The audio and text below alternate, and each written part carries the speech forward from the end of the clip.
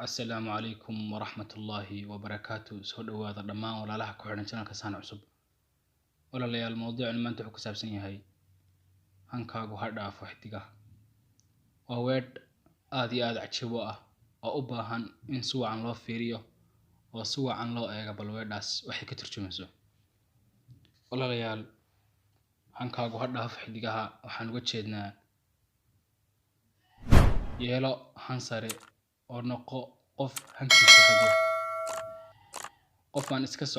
qof iska soconaya ha noqon oo meesha allaaliya meesha doonaba galaya, laakiin noqo qof hankiisu hagayo.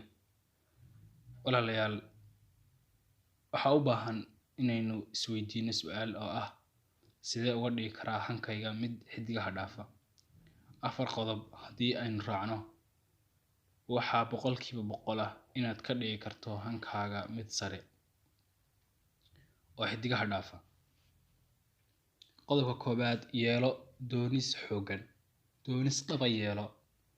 Noqo marka aad shay doonayso mid awood u leh inuu dooni karo si wacan uga dhabayn karayo. Adigu awood dhaba yeelo. Haddii aad awood dhaba yeelato waxaa laga maarmaan inaad ku guuleysanayso oo aad ka dhabaynayso hankaagaas. Qodobka ku xiga, hadaf yeelo. Shaygan hadaf ka yeelo, noloshan hadaf ka yeelo. Maxaad uga jeedaa? Shay baad bilaabaysaa, shayga hadaf ka yeelo. Miyaad gabagabayn? Ma dhexdeed ka tagi? Miyaad bilaabi oon hadaf ka yeelo? Yool wax loo yaqaano yool yeelo. Haddii aad yool ka yeelato shay waliba ku xumaan maaya, waayo waxa ku hagaya waa nafsadaada.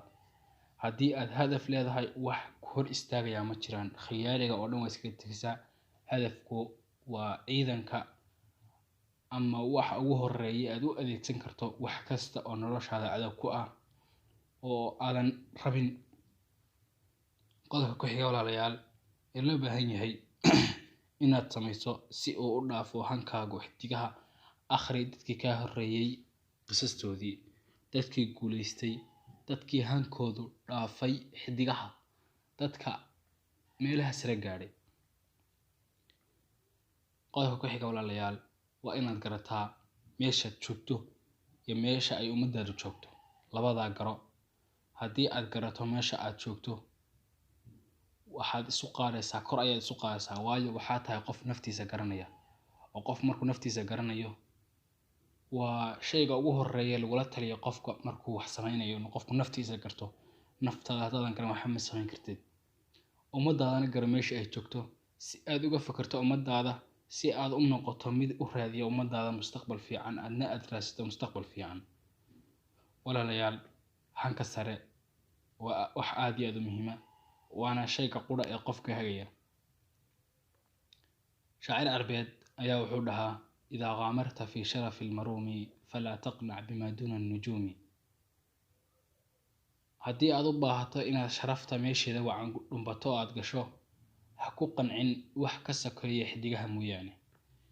Marka walaalayaal waxaynu isku booranaynaa inaynu akhrino kale dadkii naga horeeyay qisastoodii, dadkii guuleystay, dadkii ka gaadhay noloshan heer. Saxaabada taariikhdoodii akhri, taabiciintii akhri, dadkii adduunkan midhaha keenay ee wax ka dhaliyay akhri. Zayd ibn Thabit saxaabiga radiyallahu anhu waxaa la yiraahdaa 15 maalmood ayuu 2 luqadood ku bartay oo uu ku hadlay labadii luqadoodba. Safaraniyada iyo saraniyada wuxuu ku bartay baa la yiraahdaa 2 maalmood qura. 2 maalmood yani odhan 15 maalmood oo jeeda 15 maalmood ayuu 2 luqadood ku bartay oo ku fadhiisiyay oo ku hadlo. Adna waxa leedahay sanadkan ma baran karayo. Waxan waa go'aan dhaba. Haddii aad go'aan dhaba iyo hadaf u yeelato waxaa laga maarmaanaa inuu hankaagu dhaafayo xidigaha aad ka keenayso shayga midho dhaba. Walaalayaal mowduucina maanta intaas ayuu ku saabsan yahay. Aad ku mahadsantahay daawashada muuqaalka. Haddii aad ka heshay like noo saar. Haddii aad ku cusub tahay page-ka Saan Cusubna subscribe noo dheh. Wassalaamu calaykum waraxmatullaahi wabarakaatuh.